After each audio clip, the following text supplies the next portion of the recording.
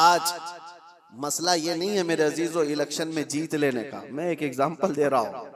بہت سارے لوگ بڑی محنتوں سے الیکشن جیتتے ہیں، اور الیکشن جیتنے کے بعد نیتا جی سب سے پہلے کیا کرتے ہیں پتہ ہے؟ اوتھ لیتے ہیں، شپت لیتے ہیں سب کے سامنے، میں یہ کروں گا، میں یہ کروں گا، میں وہ کروں گا.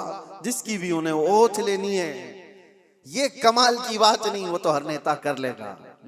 نحمده ونصلی علی رسولہ الکریم، اما بعد.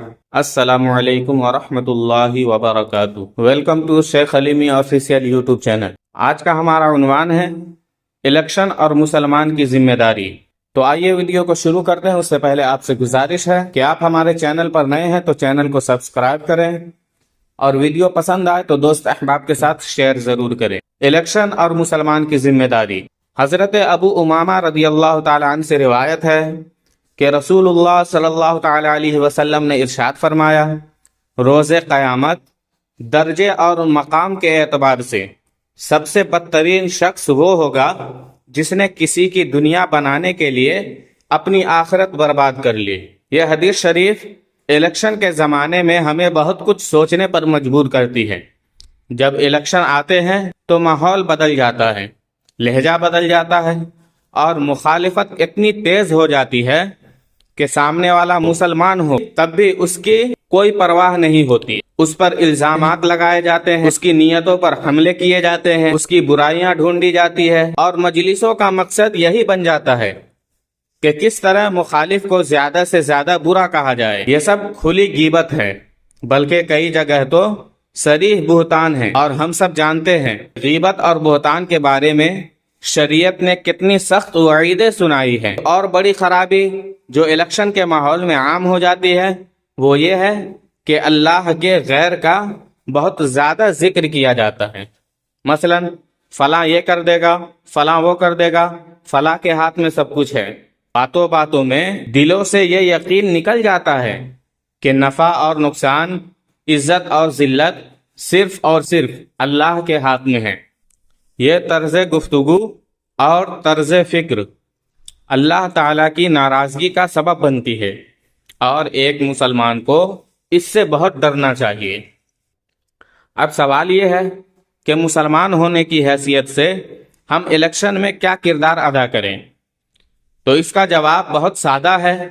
ہم ایسے شخص کو ووٹ دیں جو موجودہ حالات میں کم سے کم نقصان دہ ہو. میں یہ نہیں کہتا کہ وہ ہمیں فائدہ ہی فائدہ پہنچائے، بلکہ صرف یہ کہ اس سے نقصان کم ہو. آج کی سیاست کس رخ پر چل رہی ہے یہ ہم سب جانتے ہیں، اس لیے عقل کے ساتھ فیصلہ کرنا ہی درست راستہ ہے. ایک بات اور بھی بہت اہم ہے، اور وہ یہ کہ سیاست کی وجہ سے اپنے رشتے خراب نہ کریں.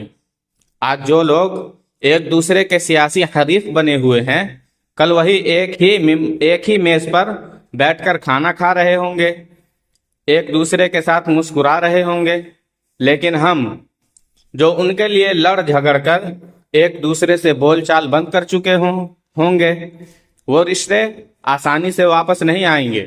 سیاست چند دن کی ہے، مگر رشتے زندگی بھر کے ہوتے ہیں. اکثر سیاسی لوگ مسلمانوں کے جذبات سے کھیلتے ہیں.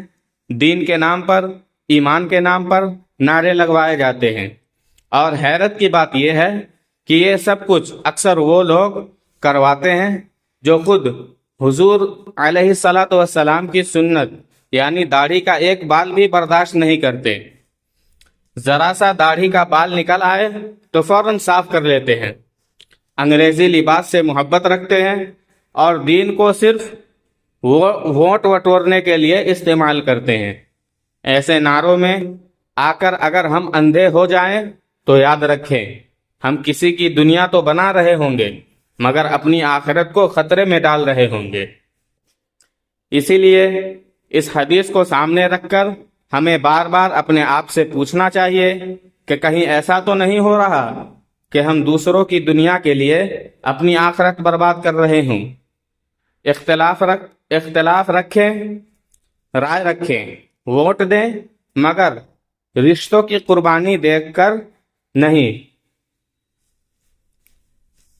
اللہ ہمیں عقل کے ساتھ درست فیصلہ کرنے کی توفیق عطا فرمائے، آمین ثم آمین۔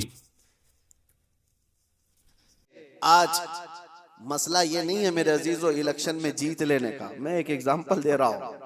بہت سارے لوگ بڑی محنتوں سے الیکشن جیتتے ہیں، اور الیکشن جیتنے کے بعد نیتا جی سب سے پہلے کیا کرتے ہیں پتہ ہے؟ اوتھ لیتے ہیں، شپت لیتے ہیں سب کے سامنے، میں یہ کروں گا، میں یہ کروں گا، میں وہ کروں گا، جس کی بھی انہیں اوتھ لینی ہے۔